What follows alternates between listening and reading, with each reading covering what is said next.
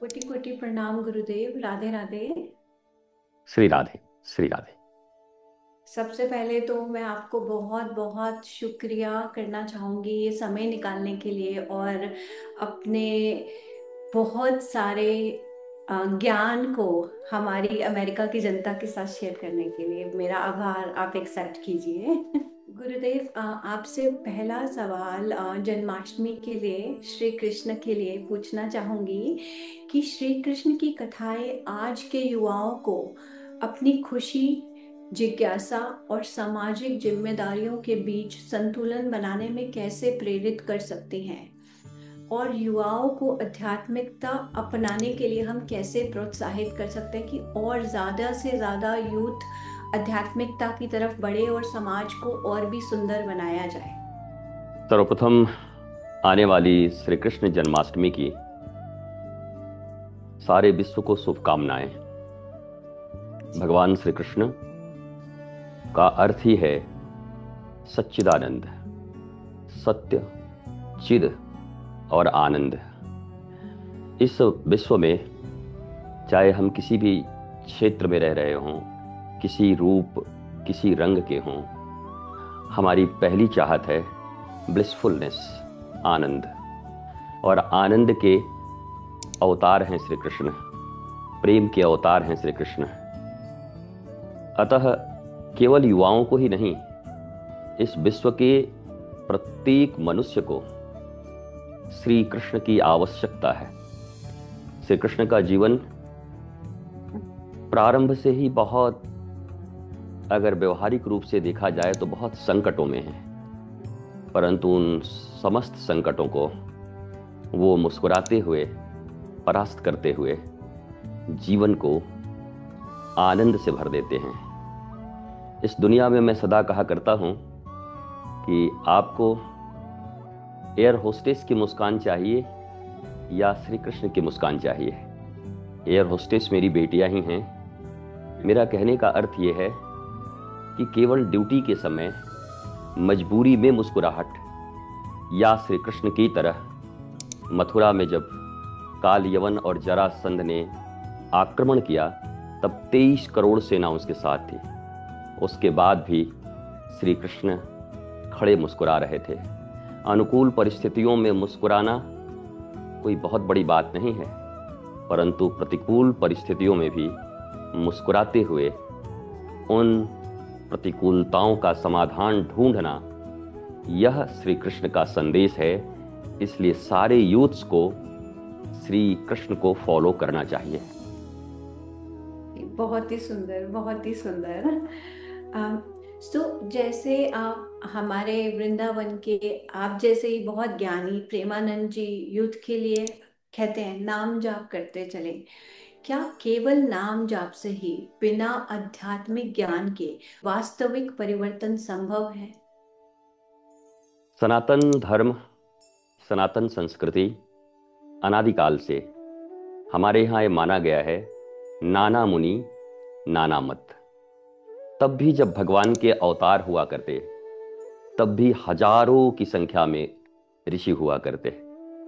दुर्वासा भी हुआ करते, नारद भी हुआ करते, ऋभु, अंगिरा, चैवन्य, गालव, विश्वामित्र, वशिष्ठ, कण्व, कितने ऋषि हुआ करते थे। जी। समस्त ऋषियों के उद्देश्य एक हैं, जी। जीवन कैसे आनंदित हो, हमारी मनुष्यता कैसे सार्थक हो, परंतु मार्ग अलग अलग होते थे। अतः यह कहना कि इस जीवन में एक ही मार्ग से आपको आनंद प्राप्त होगा, न पहले ये सत्य था, न आज ये सत्य है, और न कभी आगे ये सत्य होगा।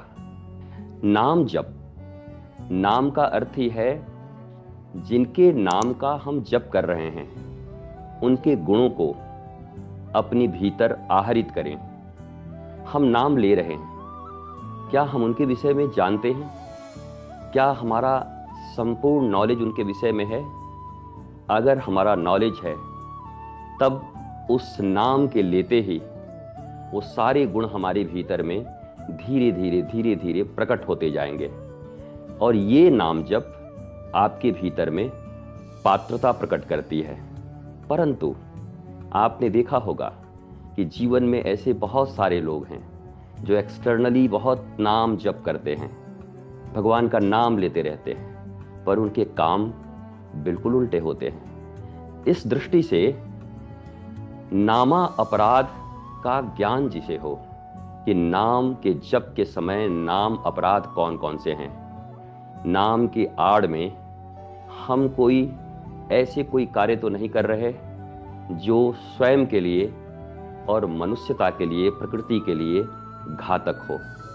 अतः आई स्ट्रांगली बिलीव कि हमें 100% आध्यात्म की ओर आगे बढ़ना होगा।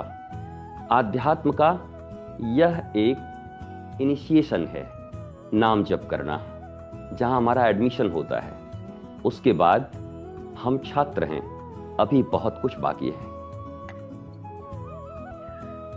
थैंक यू जी, इतना सुंदर बोला। क्योंकि अधूरा नाम जाप करना और अपने कर्मों से दूसरों को हर्ट करना, इमोशनलेस व्यवहार करना, या फिर चोरी या बुरे संस्कार करना, तो ऐसा लगता है कि ये एक अधूरापन है सिर्फ नाम जाप से।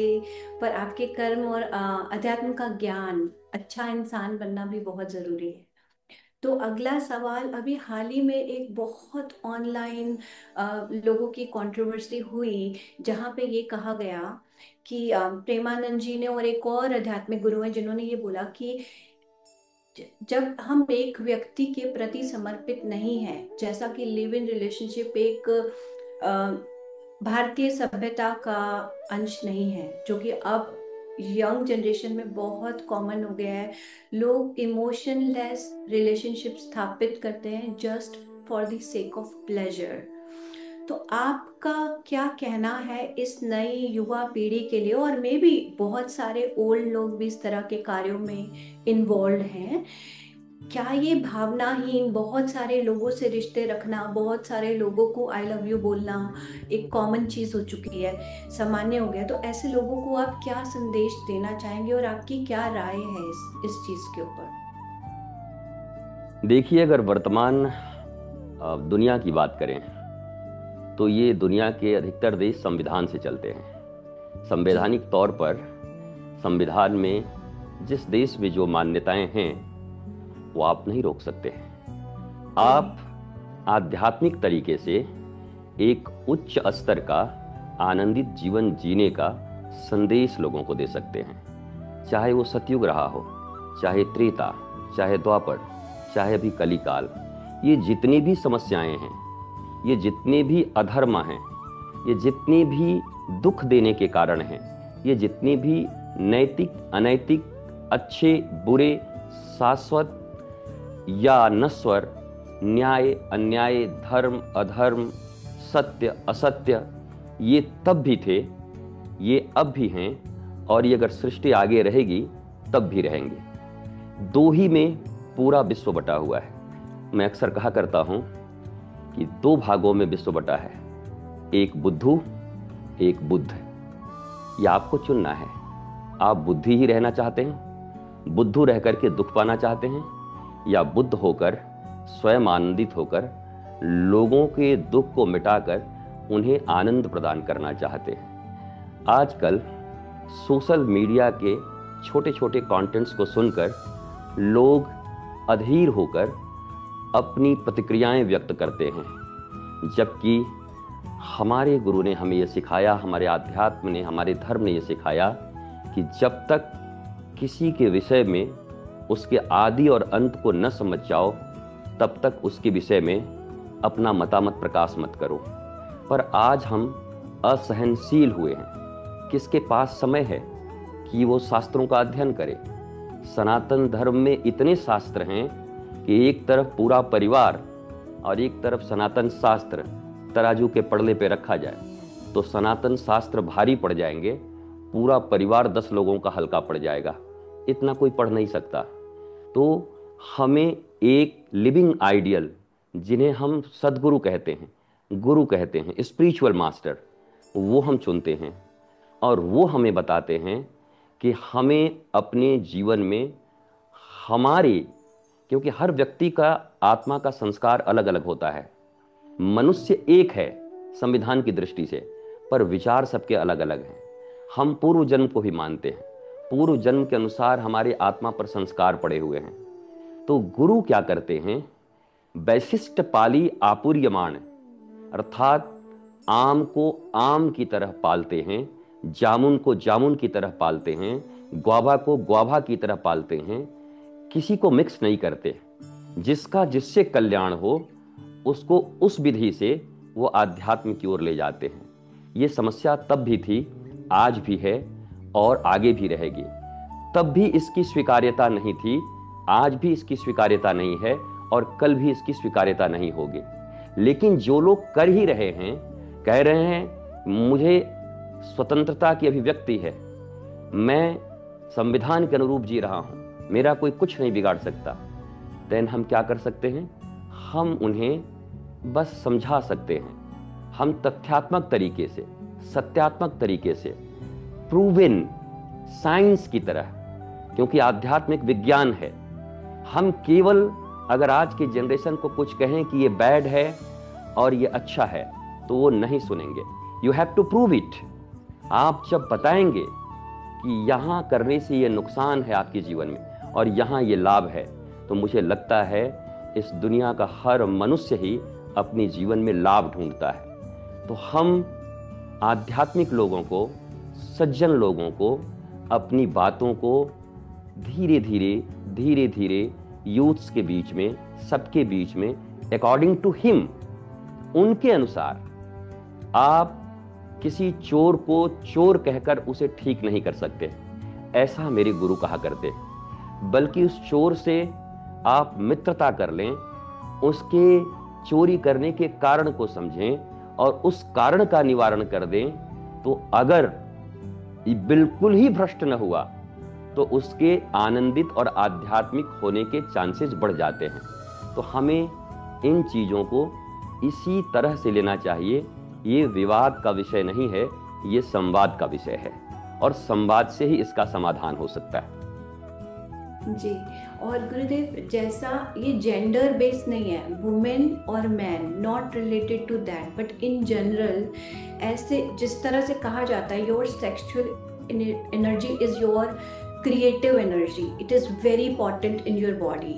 और वो आप सिर्फ बाहर ये प्लेजर ढूंढ रहे हैं, जैसा कि आपने कहा कि आध्यात्मिकता में एक ऐसी खुशी का अनुभव है, शिव भी आप में है और शक्ति भी आप में है, आप अपने आप में संपूर्ण है।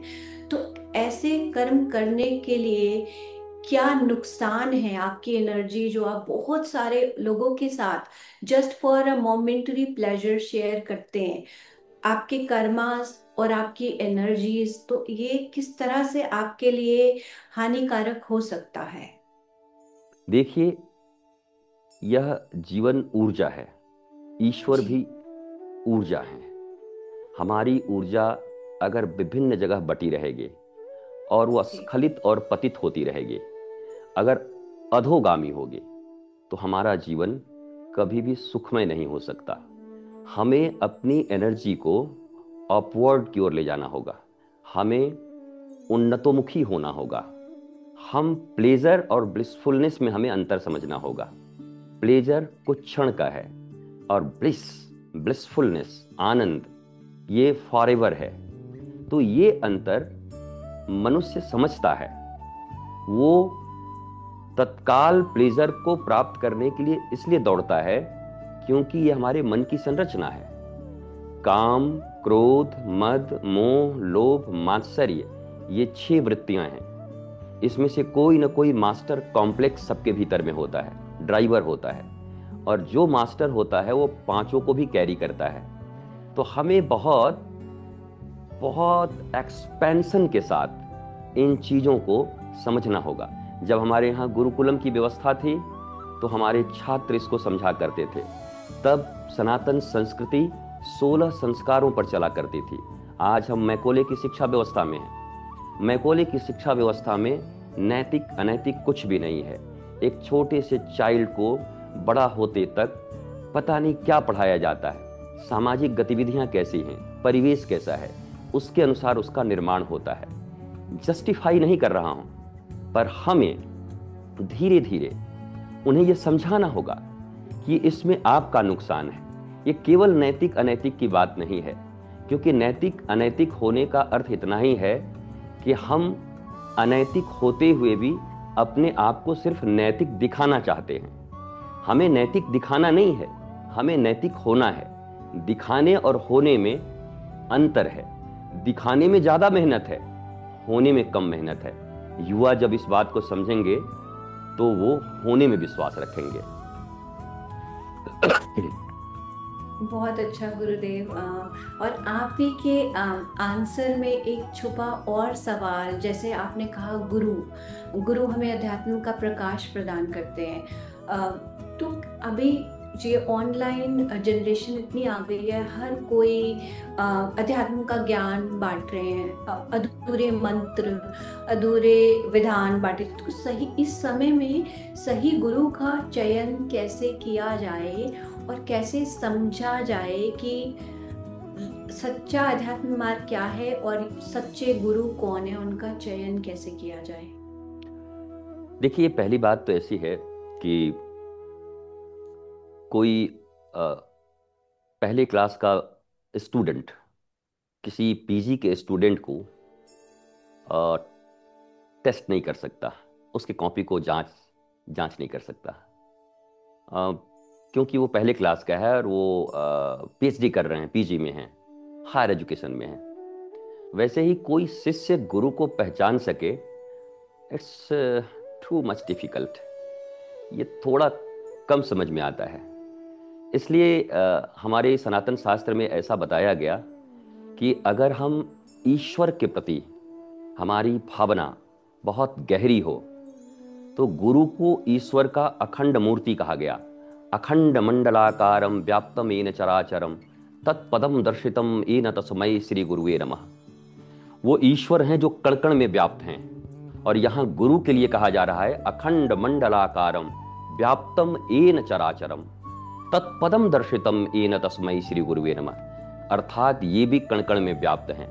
तो जब हमारी इन हैंकरिंग होती है, भूख होती है, तो हमने देखा है कि ध्रुव एक छोटे से बालक हुए 5 वर्ष के, अपने पिता और अपनी सौतेली माँ के अपमान से वो निकले, माँ के यहाँ आकर रोए, माँ को बोला, तो माँ ने उनको समझाया, सुनीति माँ ने, कि तुम रो क्यों रहे हो, तुम्हारी सौतेली माँ ने तुम्हारा अपमान नहीं किया है, बल्कि वो तुम्हारी सच्ची माँ है। देखो, मैं तुम्हारी माँ होकर तुम्हें तुम्हारे पिता के गोद में न दे पाई, न बिठा पाई, पर आज उस माँ ने तुम्हें परम पिता का मार्ग दिखा दिया। माँ अगर सही है, माँ ने ध्रुव को सही बात बताई, तो ध्रुव इस बात को समझ गए और वो निकल गए मधुबन में। लेकिन बीच में भगवान ने कहा, ये निगुरा है, इसको मैं कैसे दर्शन दूंगा, नारद जी जाइए, इनका गुरु बनिए। फिर नारद जी आते हैं, ध्रुव का टेस्ट लेते हैं और कहते हैं, शेर आ रहा है, बाघ आ रहा है, भागो ध्रुव, वहां बड़े बड़े सांप होंगे, तुम छोटे से बच्चे हो, तुम्हें राजगद्दी चाहिए, तुम्हें पिता का गोद चाहिए, तुम्हारे पिता मेरे शिष्य हैं, चलो मैं बोल देता हूं। पर ध्रुव ने कहा, हे गुरुदेव, मैंने तो सुना गुरु भय मुक्त करता है, आप हमें भय युक्त क्यों कर रहे हैं? आप तो हमें ये बताइए कि हम उन हरि को कैसे प्राप्त कर सकते हैं। और नारद जी उन पर रीझ गए, उन्होंने उनको मंत्र दिया और मधुबन में जाकर के 6 महीने के भीतर उन्होंने हरि को पैदल ही दर्शन के लिए बुला लिया। गुरु मिले तो हरि का दर्शन संभव हो गया। तो गुरु को ढूंढा नहीं जा सकता, हम ईश्वर को ढूंढें, हम आनंद को ढूंढें, हम प्रेम को ढूंढें, हम आध्यात्म अर्थात शरीर, इंद्रिय, मन, बुद्धि, चित्त, अहंकार, देन आत्मा, ये सप्तम द्वार है। इस 6 द्वार को पार करेंगे तब हम आध्यात्मिक बनेंगे। आध्यात्म शब्द है अध्ययन धन आत्मा। जिसने शरीर से ऊपर अपनी आत्मा को जान लिया वो आध्यात्मिक हुआ। अतः गुरु की खोज नहीं करनी है, हमें हमारे भीतर ईश्वर और सत्य की खोज करनी है। ईश्वर ही गुरु के स्वरूप में एक दिन आपके द्वार पर खड़ा हो जाएगा। यद्यपि आज के संसार में बाप बड़ा न भैया, सबसे बड़ा रुपैया, हर कुछ व्यापार है, हर कुछ बिजनेस, और वो भी फ्रॉडिज्म का। तो धर्म क्षेत्र भी और आध्यात्म का क्षेत्र भी खाली नहीं है, क्योंकि ये बहुत बड़ा क्षेत्र है। यहाँ बिना कुछ लगाए ही बहुत कुछ कमाया जा सकता है। तो यहाँ सभी गुरु बन गए। यहाँ ढोल तबले लेकर के आपको शास्त्रों का ज्ञान नहीं, 2 महीने थोड़ा गाने सीख लीजिए और कथा सुनाने निकल जाइए। आपके पास कोई ज्ञान नहीं, आप लोगों को आध्यात्मिक बना देने का अपने नाना प्रकार के भाव भंगिमाओं, रूप रंग और सोशल मीडिया के ज़माने में, अगर आपके पास सोशल मीडिया का पावर है, अगर आपके पास मनी का पावर है, तो आप किसी भी दिन कभी भी गुरु बन सकते हैं। वो सचमुच का नहीं, पर दिखावे के तो बन ही सकते हैं, और उसमें फंस भी सकते हैं। जब हनुमान जी कालनेमी के पास फंस गए थे, गुरु बनाने जा रहे थे, वो तो त्रेता युग की घटना थी। तो आज तो कलयुग है, ऐसे लोग तो होंगे। तो आपको जागृत रहना होगा, सच्चे हृदय से ईश्वर को पुकारना होगा, निश्चित ही आपको सच्चे गुरु मिलेंगे। थैंक यू महाराज गुरुदेव। आप जो बहुत सारे बिजी लोग हैं, आप जैसे मैं आपको बहुत सुनती हूँ, और मेरे जैसे बहुत सारे युवा लोग या और जो कॉरपोरेट वर्ल्ड में हैं या अपने बिजनेसेस में हैं, बट वो टाइम की कमी, क्योंकि वो भाग दौड़ में इतने व्यस्त हैं, उन जैसे लोगों के लिए आप क्या संदेश देना चाहोगे कि वो कैसे, वो स्पिरिचुअल होना चाहते हैं, क्या प्रैक्टिसेस को वो अपनी डेली रूटीन के अंदर इनकॉर्पोरेट करें? नाम जाप, अध्यात्म, पुराण को पढ़ना, मतलब कैसे वो पहली सीढ़ी पे चढ़ने की शुरुआत करें? तो क्या आप अपने ज्ञान से कुछ मैसेज उन्हें बताना चाहेंगे कि क्या हो सकता है initial steps to be spiritual? What practice करो? मेरा ऐसा मानना है कि मनुष्य की जो प्राथमिकता होती है वो करता है। इस दुनिया का हर व्यक्ति अपनी प्राथमिकताओं के अनुसार काम कर रहा है। चोर की प्राथमिकता चोरी है, बेईमान की बेईमानी है, राजनेता की राज की नीतियां बनानी है, धर्म गुरु का धर्म का उपदेश करना है। ऐसे ही इस दुनिया में एक्टर अपनी एक्टिंग के प्रति डेडिकेटेड है। पर कुल मिलाकर आप देखेंगे कि दुनिया में हर व्यक्ति धन के प्रति डेडिकेटेड है। सबको धन चाहिए, बाप बड़ा ना भैया, सबसे बड़ा रुपया।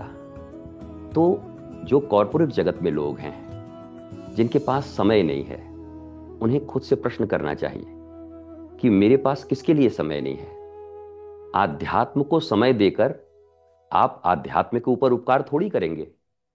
आध्यात्म को समय देकर आप अपना उद्धार कर लेंगे। अभी इतने परिश्रम करके भी, इतना सब कुछ अर्न करने के बाद भी आपके भीतर वो सेटिस्फैक्शन नहीं है, वो हैप्पीनेस नहीं है, एंडलेस हैप्पीनेस नहीं है। तो आपको उस एंडलेस हैप्पीनेस को पाने के लिए you have to surrender to spirituality. अगर आप आध्यात्म के प्रति सरेंडर होते हैं तो आप धीरे धीरे आनंदित होते जाएंगे। मेरे लिए एक बहुत प्यारा डेफिनेशन है सक्सेस का, यूथ्स इसको जरूर सुनेंगे।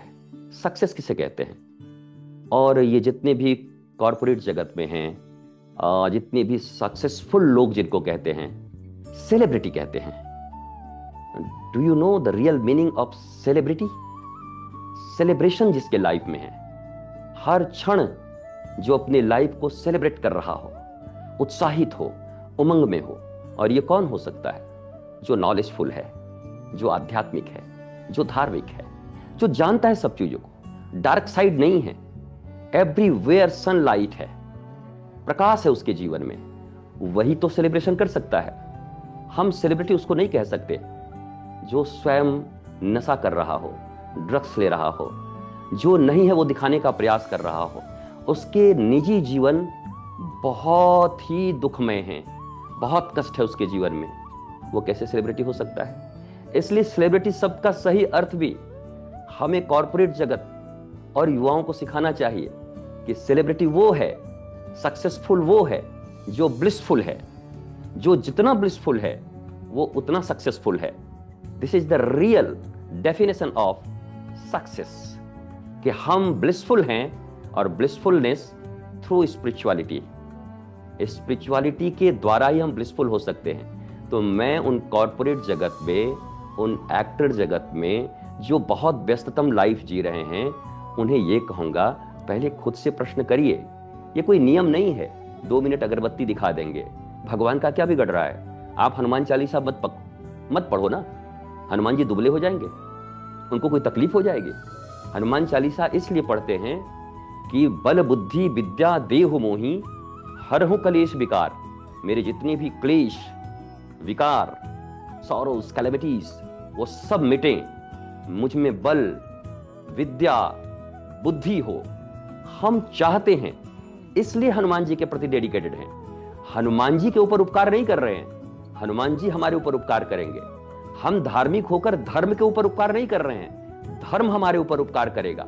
हम आध्यात्मिक होकर आध्यात्म का उपकार नहीं करेंगे, आध्यात्म मेरे ऊपर उपकार करेगा। हम गुरु के ऊपर कोई उपकार नहीं कर रहे हैं, गुरु मेरे ऊपर उपकार करेगा। इस भाव के साथ जब हम स्पिरिचुअल वे को ढूंढेंगे तो हमें लगेगा कि अब तक का समय हमने संघर्षों में दिया। मैं संघर्ष बहुत ज्यादा करने वाले को स्पिरिचुअल नहीं मानता। जिसके जीवन में रस है, जिसके जीवन में आनंद है, प्रेम है, वो स्पिरिचुअल है, वो धार्मिक है। वो कैसा धार्मिक व्यक्ति जो सदा रोता रहता है, जो स्वयं तकलीफ में है, जो लोगों की निंदा करता रहता है, जो सेटिस्फाइड नहीं है।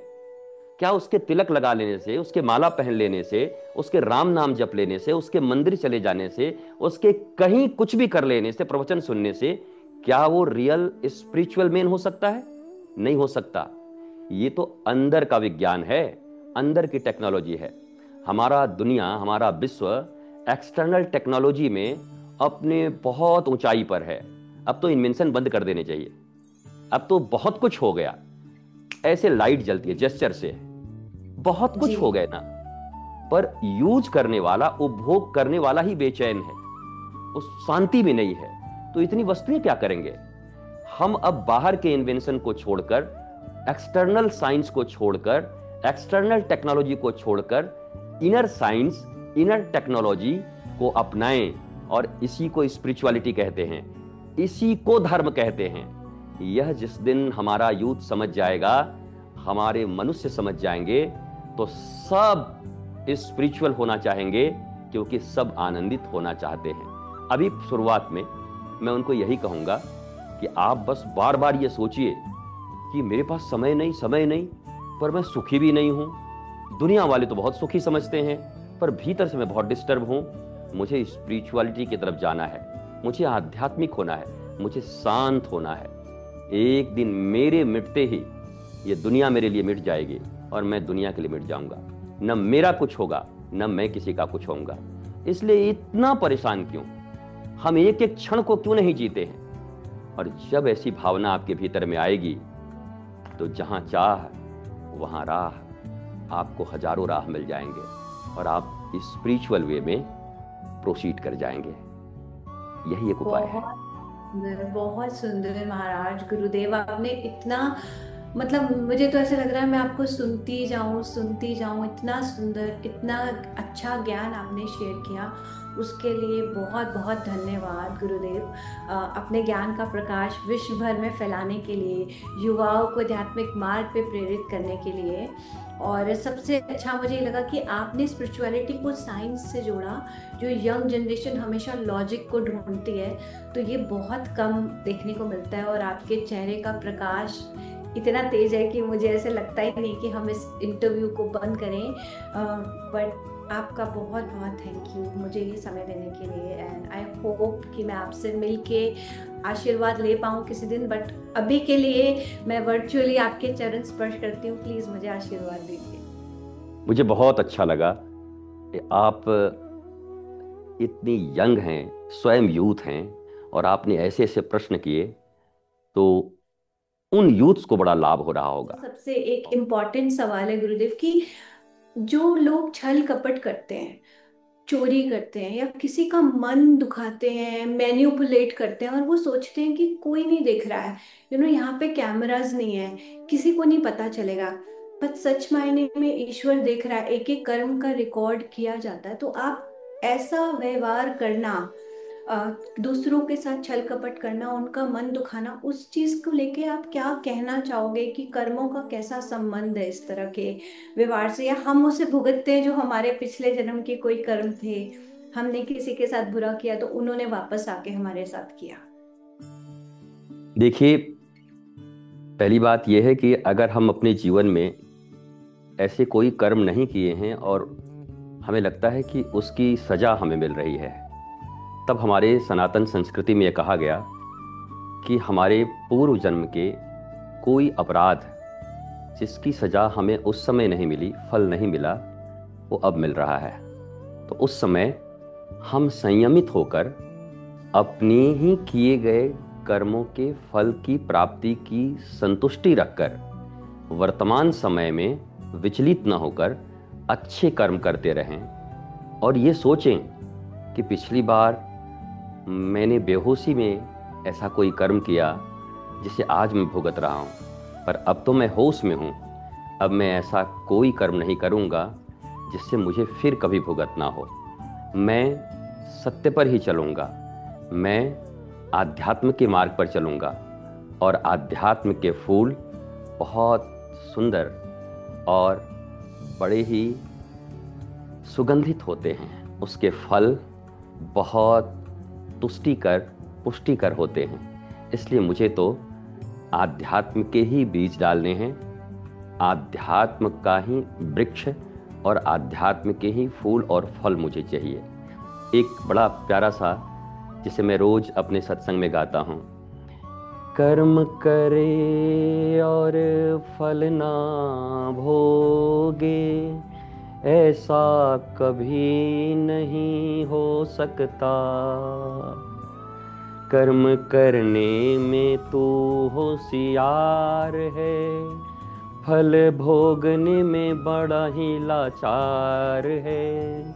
जिसने जानी है महिमा गुरु की, उसका डूबा कभी ना जहाज है।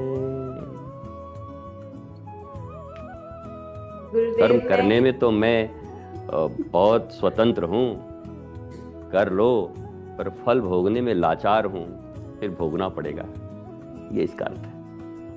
गुरुदेव, आपके चेहरे का तेज, आपकी वाणी की मधुरता और ये इतना गहरा ज्ञान का संचार, मैं इसमें इतनी खो गई हूँ कि मैं अपने सवाल भूल भूल रही हूँ कि मेरे सवाल क्या थे।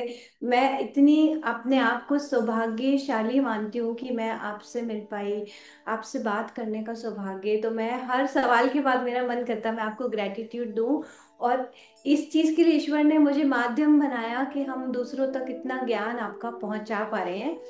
बट आपका समय ज्यादा ना लेते हो, मैं दूसरे क्वेश्चन पे आऊंगी जो मैं आपसे पूछना चाहती हूँ। जिस तरह से आजकल समझौतों को लेकर विभिन्न चर्चाएं हो रही हैं, व्यापार के समझौतों को, रूस और यूक्रेन में युद्ध जारी है, इजराइल गाजा में हमले हो रहे हैं, जहां देखिए अशांति का माहौल है, ऐसे में विश्व शांति कैसे स्थापित हो सकती है? प्रत्येक व्यक्ति अपनी तरफ से आध्यात्मिक मार्ग पर ऐसे क्या कदम उठा सकता है कि विश्व शांति स्थापित हो सके? देखिए, ऐसे तो ये कहना होगा कि सनातन संस्कृति ये कहता है कि वसुधैव कुटुंबकम। सनातन संस्कृति ये कहता है सर्वे भवन्तु सुखिनः सर्वे सन्तु निरामया। लेकिन सनातन को स्वीकार करने के लिए हम किसी पर जोर नहीं डाल सकते, नाम कुछ भी रख लीजिए, पर ये गुण जिसे हम सनातन कह रहे हैं, यह प्रत्येक मनुष्य के भीतर जब तक जागृत नहीं होता, तब तक पारिवारिक, सामाजिक, राष्ट्र, अंतर्राष्ट्रीय या प्रकृति में शांति की संभावना नहीं है।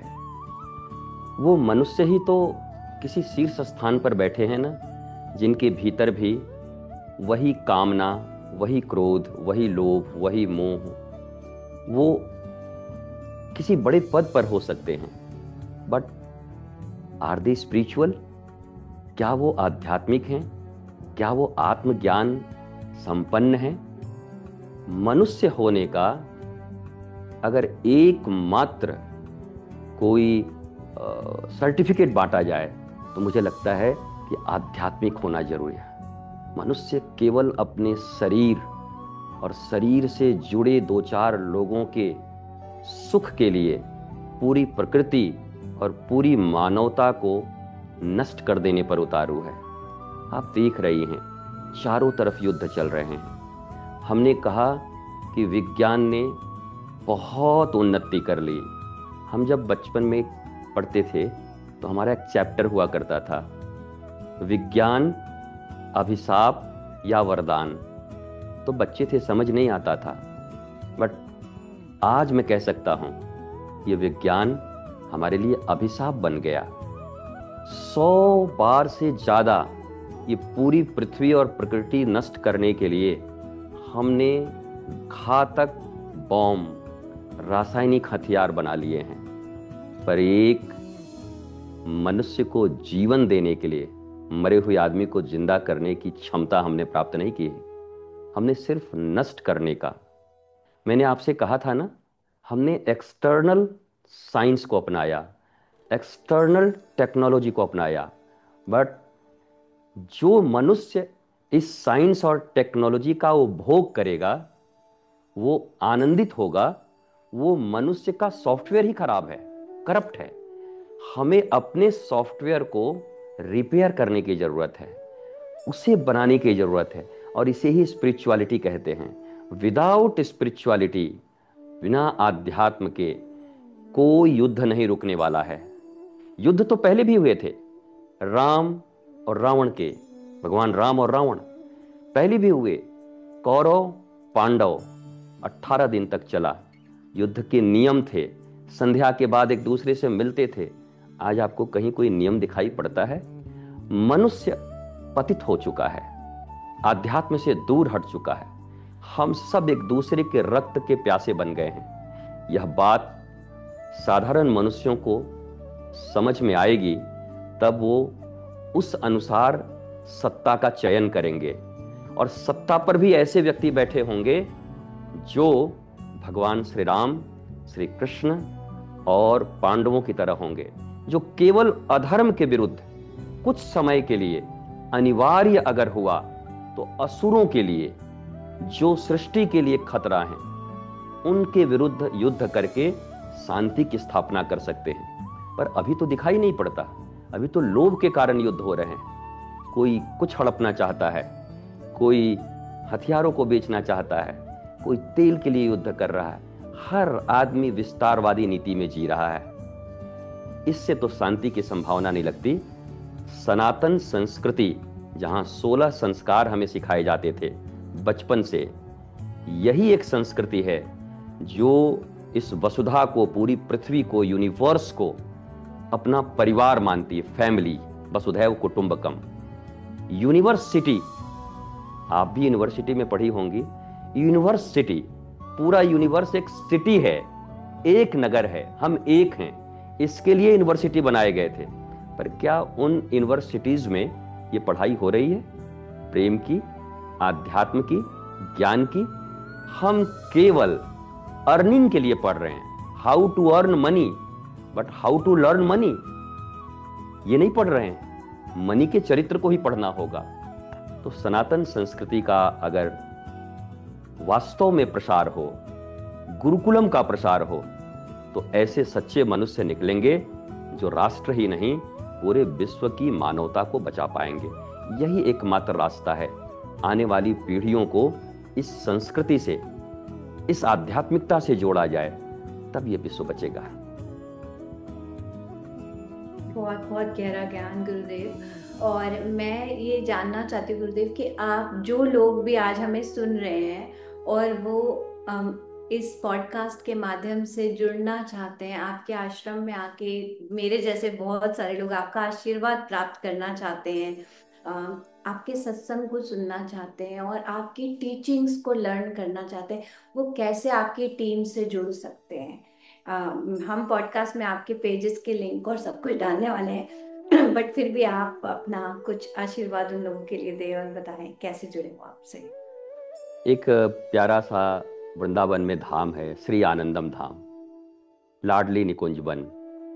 जहाँ प्रतिदिन संध्या को हजारों दीपक जलते हैं। बिजली, लाइट्स उस एरिया में नहीं है। गोधूली बेला में जब श्री कृष्ण गौचारण करके वापस आते तो कैसे यशोदा मैया और सारी गोपियां आरती करके उन ग्वाल बालों का स्वागत करती, वही यहाँ पर प्रकट है। आप कभी आएंगी तो संध्या को जब यहाँ आरती होते हुए देखेंगे, हजारों दीपक के भी लता पता, यमुना जी का रज इस आश्रम में, छोटी छोटी झोपड़ियाँ, कुटियाँ, तो आप तो भूल ही जाओगे अंजलि कि मैं 5000 वर्ष पहले वृंदावन में हूँ कि अभी वृंदावन में हूँ। तो इसके लिंक इत्यादि तो आप शेयर कर ही देंगी, उसमें नंबर इत्यादि भी शेयर होंगे। और मुझे लगता है प्रतिदिन लोग आते हैं, और मैं चाहूँगा कभी एक बार आकर आप इस वृंदावन का दर्शन करें। ऐसे तो अपने टी शर्ट पे I lost my heart Vrindavan in rat, तो रियली अगर आप यहाँ खो जाओगे तो ये वही जगह है। आप आइए, जीवन जीने की कला मिलेगी। आप कितने बड़े धनवान होंगे ये पता नहीं है, पर आप दरिद्र नहीं होंगे, आप आनंदित होंगे, सुदामा की तरह भी होंगे। तो श्री कृष्ण जो द्वारिका की नगरी के राजा हैं, सोने की नगरी के राजा हैं, वो भी अपने सिंहासन पर बिठाकर अपने आंसुओं से आपके चरण धो रहे होंगे।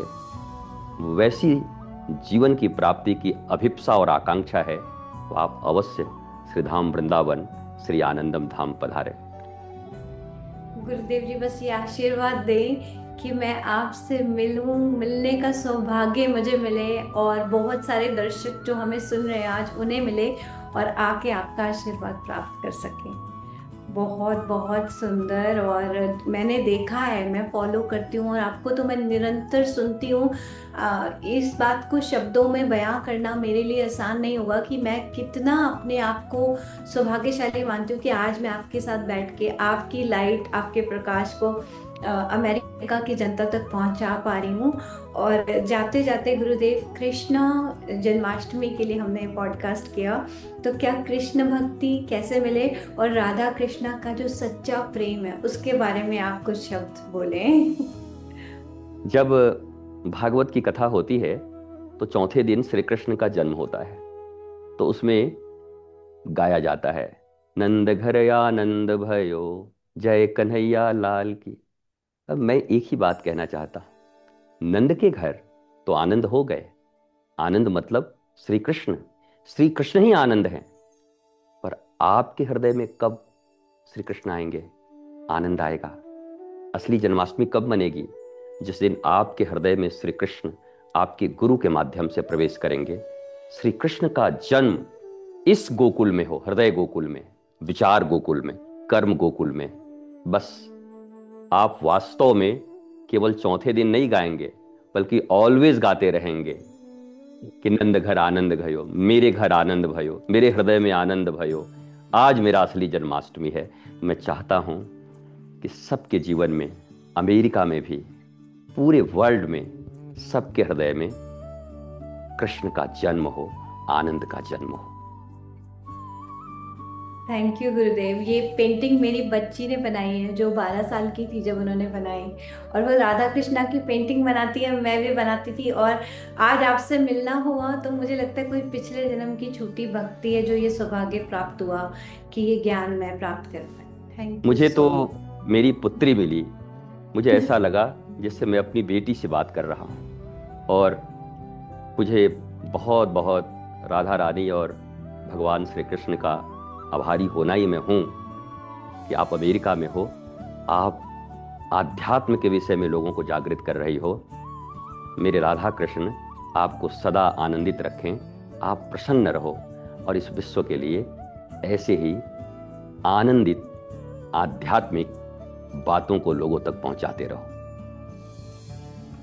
गुरुदेव, आपने बस बेटी बोल दिया तो अब मैं बेटी होने का फर्ज निभाऊंगी, और शब्द नहीं है मुझे कहने को, मैं बहुत इमोशनल हो रही हूँ इस समय। Thank you so much for your blessing, means the world to me. संतों का आशीर्वाद पाना बहुत सौभाग्य। Thank you. प्रणाम। प्रणाम।